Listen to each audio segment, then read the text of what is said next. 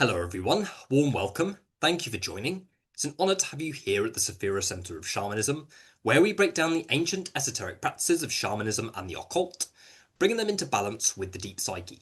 My name is Luke, experienced practitioner and mentor of the shamanic and occult sciences. It's an honour to have you here. Thank you for joining me once again. Be sure to check out my membership programs, first two links of the description of this video. First link for the Saphira Shamanic School, my premium service, ideal if you're wanting access to powerful occult training and initiation webinars taking place multiple times each month. And if you're wanting to work closely with me as a mentor, this option is very much for those who are ready to dive deep into intensive shamanic and occult training and initiation through my consistent guidance. Or check out the second link in the description for my Patreon. On this Patreon, you'll find lots of powerful exclusive content relating to occultism and shamanism. You will find powerful path workings, full initiatory systems through the Sephiroth, the Clifoth, the Necronomicon Gnosis, methods to transcend the Zodiac, and many, many other things, from angel magic to daemon magic to dragon magic to jinn magic. Lots of very powerful things are on this Patreon with new content uploaded multiple times each week. It's just £20 per month to gain access to all of these amazing perks. Definitely check those out. I look forward to seeing you over there. So today we're going to be discussing the concept of awakening the Kundalini through the Draconian Current. Now, both the Kundalini and the Draconian Current are deeply intertwined. In fact, in many ways, they are very much the same thing, but both are extremely misunderstood in many areas. The Kundalini is something that gets mentioned a lot within New Age spirituality. It is one of the most projected upon things, with all kinds of Kundalini yogic practices, all kinds of Kundalini activations, KA, CAP, lots of methods that claim to work with this Kundalini energy in a deep way, as well as many projections onto the Kundalini energy, with many people claiming to experience negative side effects from awakening their Kundalini. The amount of times I've heard I've awakened my Kundalini and now I'm experiencing all of this terrible stuff, just all complete projection. And then you've got the Draconian Current, which is technically a left-hand path, occult initiatory path, which is probably the most powerful initiatory path that you can embark on. One that is dedicated to unmaking yourself and returning you to your primal essence, your draconian nature, which is who you were before all of the societal level programming. Now, it's important to realise that these two modalities, these two things, are deeply intertwined. When you interact with the Kundalini in a deep way, and I don't just mean having a Kundalini activation session with getting fireworks and convulsing on the floor and those kinds of things, all of that is the outer layer of what the Kundalini is really capable of. When you interact with the Kundalini energy properly, you do tap into its dissolving qualities. When the Kundalini starts to rise, it has a dissolving impact on the energy system and on your entire body, which means it brings a lot of repressed trauma to the surface to be processed and integrated if you are doing it properly. Okay, if Kundalini work is not bringing up repressed trauma, then it is not real Kundalini work. Okay, it doesn't mean that it has to be difficult or it has to induce suffering, but real tangible Kundalini work, such as the traditional Siddha Kundalini lineage, or through the Draconian Current, or through other means, it literally has the purpose of dissolving your illusionary construct, and that is directly linked to the concept of the Draconian Current. Okay, when you're interacting with draconian deities or embarking on a draconian initiatory path via the dark occult sciences, then you are accessing different currents that resonate deeply with different portions of your body, different portions of your energy system, and resonate primarily with the Kundalini force, the serpentine essence that represents your way back to the realm of the true gods. So we're going to be discussing these two things in depth today, exploring how they are deeply intertwined and how embarking on a process of draconian initiation triggers significant awakening of the Kundalini energy, and how the Kundalini path can link you straight to your most primal self. Very juicy topic, so definitely stay tuned.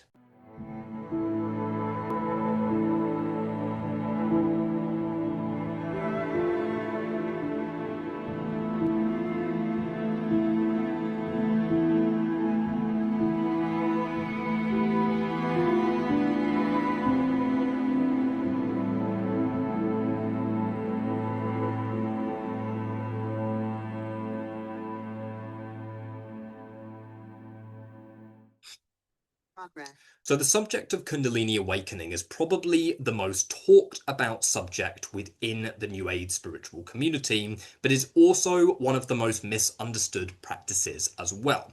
The majority of Kundalini practices that you will see around you do not scratch the surface as to the depth in which this essence actually reaches. Okay, a lot of the Kundalini activations that you see within the New Age, CAP, whatever it is, okay, I'm not saying that they don't interact with the Kundalini, they definitely arouse the Kundalini, but a lot of these New Age practices, Kundalini yoga included, are very much caught in the outer layer of what this energy is really capable of. Okay, many people get into Kundalini work to experience the fireworks. Okay, most people who are interested in the Kundalini are not interested at all in evolution and the trauma work that is required for that evolution to actually take place.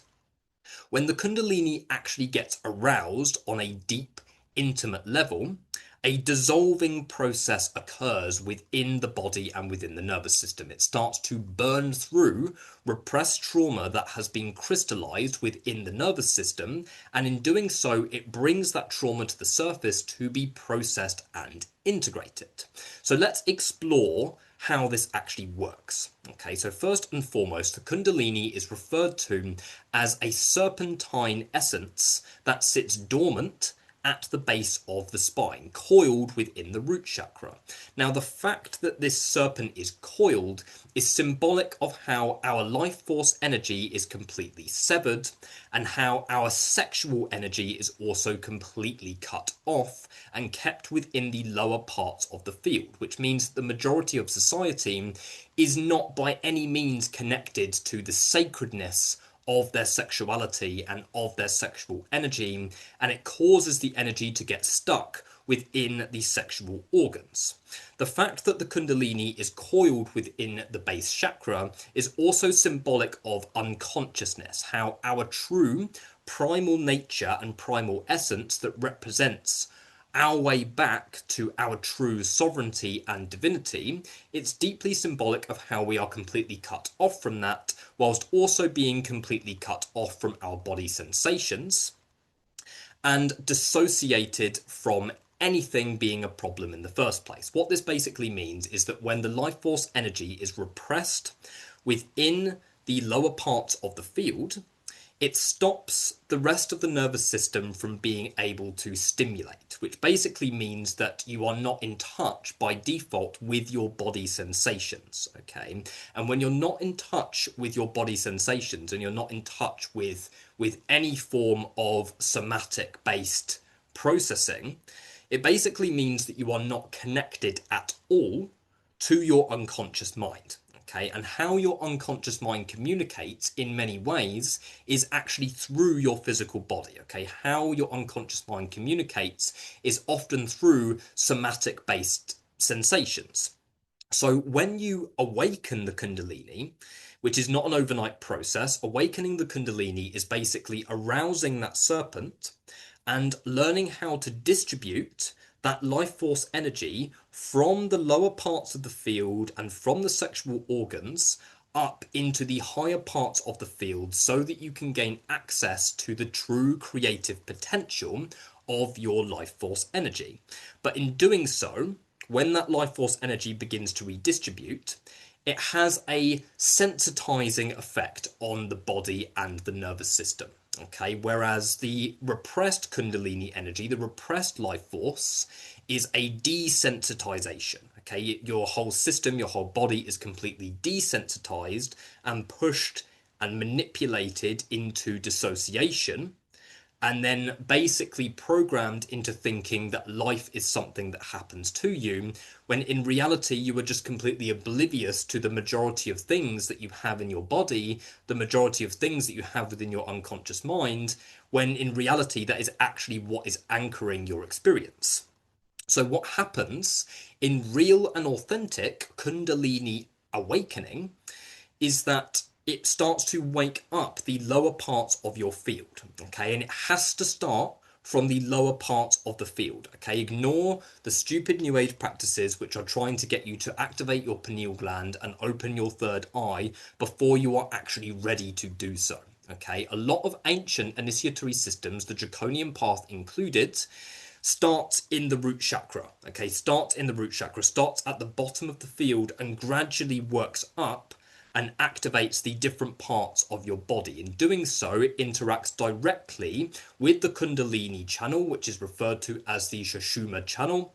And then in doing so, gradually arouses and awakens the Kundalini and redistributes the life force energy from the lower parts of the field into the rest of your body and energy system.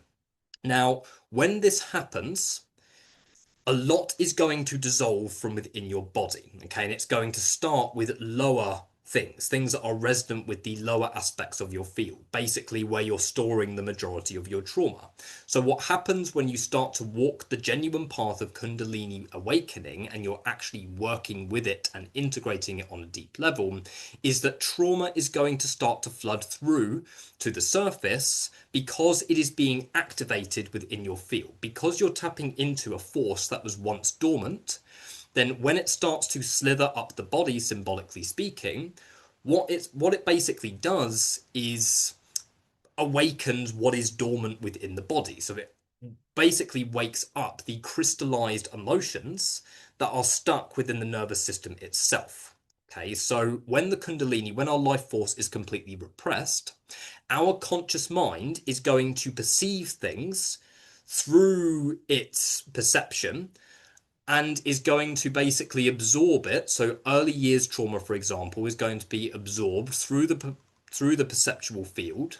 And then if it is not able to be processed and integrated, when as children we don't have the tools to do so, then it literally triggers an electrical response throughout your body and nervous system, and it basically gathers that input, gathers in that part of the body, and then creates a literal crystal, okay, a literal crystal within that part of the body. Now, what happens when the nervous system projects its electromagnetic field out is that those repressed traumas, those repressed emotions are going to be projected outwards, and that is what is going to impact what you pull in to your physical, tangible experience. So basically, when you are completely dissociated from your trauma and completely dissociated from your emotions and cut off from your life force, what is stored within your body is going to impact what you pull into your physical experience. And when you start to arouse the Kundalini, genuinely arouse the Kundalini energy, it's going to trigger an activation of those things. Okay, meaning it's going to burn through the repressed trauma and it's going to basically bring the energy back up into your conscious perception to be processed and integrated. So, real Kundalini awakening is a path of trauma integration work. Now, why do people report having negative side effects from Kundalini awakening? The reason for this is because of their repressed trauma. Okay, whether somebody gets involved in a Kundalini related practice because they want to bring more love and light into their day-to-day life, and maybe they start doing Kundalini breath work, and maybe they start attending Kundalini yoga, or maybe they even go to Shaktipat initiations or things like that, okay, that are there specifically to arouse this life force energy. What can happen is that it can trigger the activation or a partial activation of that life force energy, and then the life force energy begins to distribute from the root into the higher parts of the field, which means it starts to burn away the repressed trauma. Or should I say, burn away the shells that are repressing the trauma. Okay, literally burning through those crystals, those crystallized emotions. At which point it can cause a flood of repressed trauma to come through to the surface, and if somebody is not prepared to deal with it, then it can destabilize the individual. Okay, if Kundalini is being interacted with in a way that is trauma informed, grounded, and is not seeking the fireworks, then it is actually a very safe practice. It is actually a very safe energy to tap into. Saying that the Kundalini energy is dangerous is just like saying your own body is dangerous. It's just like saying your own nervous system is dangerous. Okay, so when we really start to interact with this energy on a deep level, repressed trauma is going to activate and it's going to come through to the surface. If that is not happening through your Kundalini activation practices and things like that, then there is a very good chance that your life force energy is not actually being triggered and that response is not actually happening. Okay, many people get into these practices and just stick with the surface level practices and then say, yeah, I'm awakening my Kundalini. But then in reality, like nothing in their life has changed. Like everything in their life is exactly the same as it was before. Whereas when you really start to tap into this life force energy, a dissolving process will happen and it may even trigger ego dissolution. This is the whole point of this kind of work, because when you're burning through your repression, you are also burning through your personas and burning through the identity structures that you have established out of trauma, and you're basically reparenting yourself. Okay, the Kundalini is said to be, yep, the serpent mother, Mother Shakti in the Hindu tradition. Mother Shakti is the mother. She loves you. She cares about you. What this is basically going to do is reparent you.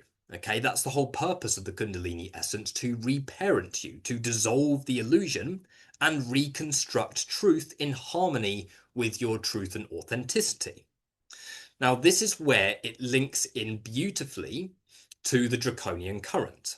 Okay, so the Draconian Current interacts with primal forces, serpentine intelligences that resonate with different portions of the Kundalini essence, which means we're working with dark matter energy that is going to trigger a paradoxical awakening of the Kundalini if you continue to work with these types of essences.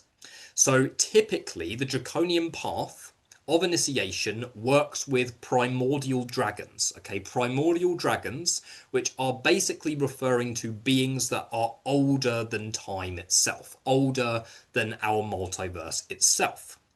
Okay, and this is exactly linked to the essence of the Kundalini itself. Okay, the Kundalini being the primordial serpent that slithers into creation, cultivating everything as it goes and then dissolves as it rises back up to the source. This is exactly what we are doing when we interact with the Draconian Current. Okay, when we interact more with the Draconian Current, we are activating our Kundalini energy from the place of its origin. Okay, so it's not actually coming from the root chakra in essence, but what you're basically doing is that you're going to the Kundalini energy, following the cord past the root chakra and actually back to the void where it actually comes from. Okay, back to the primordial chaos where this essence actually originates from, and then you are basically prodding that source and then awakening it from that space. And then what happens when you initiate into the Draconian Current and you actually get it working within you is that it triggers a response all the way from the void and then actually triggers the primal Draconian essence to start flowing through your body, and then it will start to take you, carry you. Okay, the current will start to carry you along a path of primal unmaking and evolution. Okay, you will evolve extremely quickly when you work with the Draconian Current. Now, understand that yes, it is directly linked to the Kundalini, but it's interacting with it in a different way. we are interacting with our most primal nature, our literal draconian essence, which is who we were before everything. Okay, when we are tapping into the draconian current, we are tapping into who we were before all of our conditioning. And what happens when we do that? Everything dissolves. Everything about who we thought we were dissolves, completely falls away, and clears space for something bigger, something more infinite. So you're basically waking up your true draconian nature, your true serpentine essence, and then bringing it back into your field. And that interacts directly with the Kundalini essence. Okay, you can get a lot of sensations in that part of the body, like in the lower parts of the field. You can get a lot of sort of burning sensations as the draconian essence starts to flow through you and dissolve everything. How it is also linked to the flow of the Kundalini in terms of making it rise back up the field and back up to the source is that often this path of the Draconian initiation is deeply tied to the Cliffothic path, which is the Dark Kabbalah and starts at the Earth sphere, which means it starts at the root. Okay, and when you initiate into that first sphere, your whole body sensitizes and you move back into touch with your body sensations, which means it resonates deeply with the whole purpose of the Kundalini itself. And as you continue to go through that initiatory process, you are opening up these dormant centers and then providing the Kundalini with a greater opportunity and greater room to be able to rise effectively, because you are making a commitment to interacting with your most primal nature, and in doing so, process your deepest and most repressed trauma that is stuck within that part of the body. So, where do these two practices really work together and complete each other? New Age Kundalini work lacks trauma integration and lacks grounding, and the Draconian essence can often be quite aggressive. So if you're interacting with, say, the Kundalini in a New Age way, or whether you're receiving Shaktipat, this can actually expand your vessel to be able to hold the Draconian current more. Okay, any Kundalini work that you do that actually has depth to it and isn't just the outer layer of Kundalini, like Siddha Shaktipat activations, not Kundalini activations where people are going like that, when in reality, like, they're just doing it for their own ego awards because they want to be the one who awakens somebody's Kundalini. You are actually tapping into like the primal essence of it and using it for yourself and using it to expand your vessel. This will increase your capacity to be able to ground paths of draconian initiation. Okay, and the draconian path is extremely confrontational. Okay, extremely confrontational in the sense that it provides you with the opportunity to face your deepest and most repressed trauma and will trigger a drastic karma purification process to unfold in your day-to-day life if you properly embark on the journey of draconian initiation, which means you are willingly and consciously interacting with the very current that the Kundalini energy is actually trying to bring forward. Okay, what the Hindus would call Mother Shakti, which is the whole purpose of this, is to dissolve the illusions and return to the source. The purpose is the same for the draconian essence. It's just a bit more inverted. Okay, you're not returning to creation. You are returning to what was beyond creation with the draconian essence. At which point you have fluidity. You're not living a life which is bound by the same societal constructs, and you're making a commitment to not live a life which is completely governed by your karma. So you won't attract karmic illnesses. You won't attract karmic things into your life that are there specifically to help you to process karma that you've attributed, or should I say, built up from previous lifetimes. What you're doing when you're walking the draconian path is that you are literally turning the difficulty level on life up, turning the voltage up.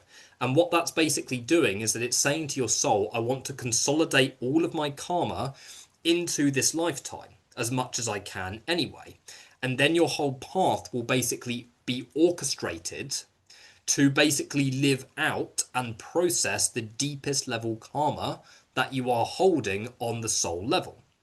And the whole purpose that is behind this is to basically deconstruct you and remove your connection, or should I say your binding, not your connection, but your binding to the pre-constructed multiverse itself. At which point, when you leave this lifetime, you're not then pulled into another lifetime through the karma that you have attributed within your body. Because what has influenced you coming into this physical, tangible experience and being born into the families that you have been born into, or the family that you have been born into, is the karmic imprints from your past lives. Okay, the karmic imprints that have been built up and established from your past life experiences. So then what you're doing with the Draconian path is that you are willingly turning the difficulty level up on life so that you can evolve faster and attain more evolutionary potential within this one lifetime. Okay, it's a very difficult path of initiation. It is not easy. Okay, people underestimate both the power of the Kundalini and the power of the Draconian path. Okay, lots of people feel attracted to dragons. Okay, lots of people want to work with dragons. Working with dragons is not the same as walking the path of the Draconian essence. Okay, when you're walking the Draconian path, you are walking a path of the highest level of karma purification that a human being can possibly walk. And that process is ongoing. Okay, you cannot be striving towards a linear result or a linear achievement or any form of endpoint when you are working with the Draconian path, with the Draconian current, because the whole purpose is that you are embodying the serpent, the primordial serpent, that is constantly shedding its skin.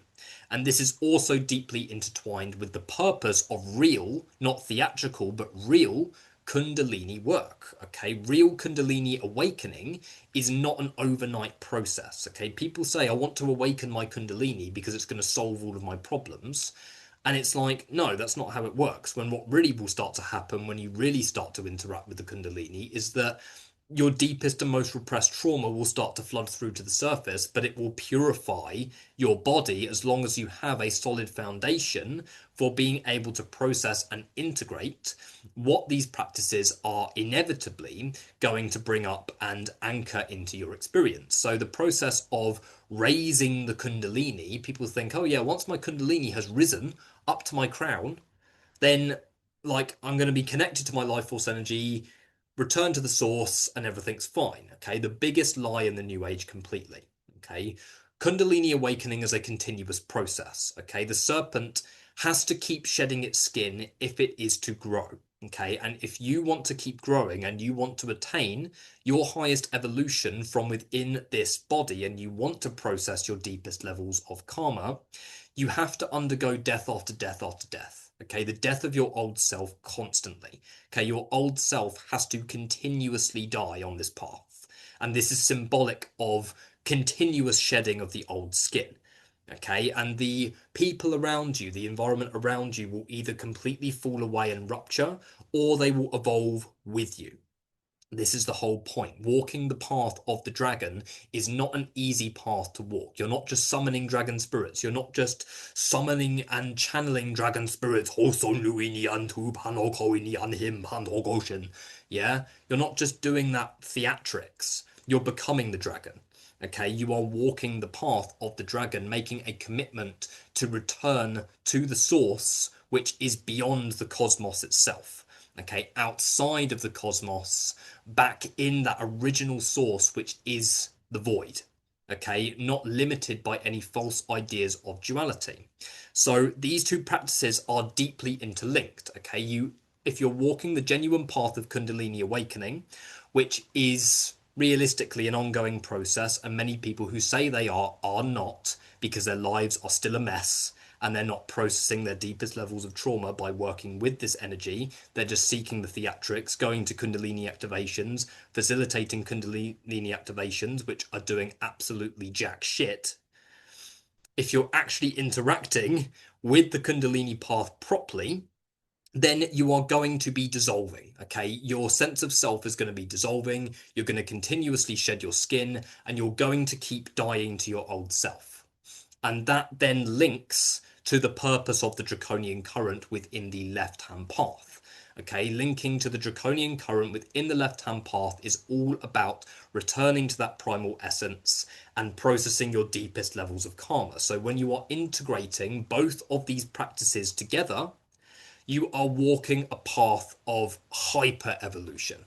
Okay, you're doing the Kundalini practices, whether it's genuine Shakti breath work, genuine Siddha practices to actually tap into the Kundalini energy, use the breath work to actually activate it and expand the vessel and activate the repressed trauma within the body. And then you're using the Draconian Current to tap into these serpentine intelligences, bringing these essences into the body to then trigger a internal evocation of some of your deepest and most repressed trauma. Then you are walking both paths. You're using the Kundalini practices to expand the vessel and ground the essences of the Draconian path, and you're using the Draconian path and initiatory systems to break yourself open and process your deepest levels of karma. Okay, so the Kundalini awakens when you walk this draconian essence. Okay, it is naturally linked to it. Okay, I didn't come across genuine Kundalini practices until I stepped onto the draconian path, and then it was pulled in through resonance without even really looking for it. Okay, whereas before then, I was interested in Kundalini, but I was interacting with practices that were a little bit more surface level with the Kundalini, wasn't actually taking anybody deep at all. You know, there's lots of ways that you can interact with the Kundalini, but very few methods actually interact with it on a deep and intimate level. Like a lot of the, say, the New Age Kundalini activation stuff and CAP stuff is all great, but it's spiritual dissociation. Okay, you are facilitating people dissociating from their trauma because they want to have this powerful spacey experience and they're using it to escape themselves in that sense. You know, all that energy does is dissociate the body and system, trigger fireworks, and distract the person from actually going inwards. Okay, so the real path of Kundalini awakening is the path of dissolving, the path of unmaking. And this links directly to the left-hand path practice of the Draconian Current. Okay, the Draconian Current, that continuous path of karma purification and evolution to return you to your most primal self, to turn the difficulty level of life up so that you can live out your deepest karma and liberate yourself in the process. Okay, Kundalini is not an escape. Okay, if you are to actually evolve in this lifetime, you have to face your shit. Okay, you have to face your karma.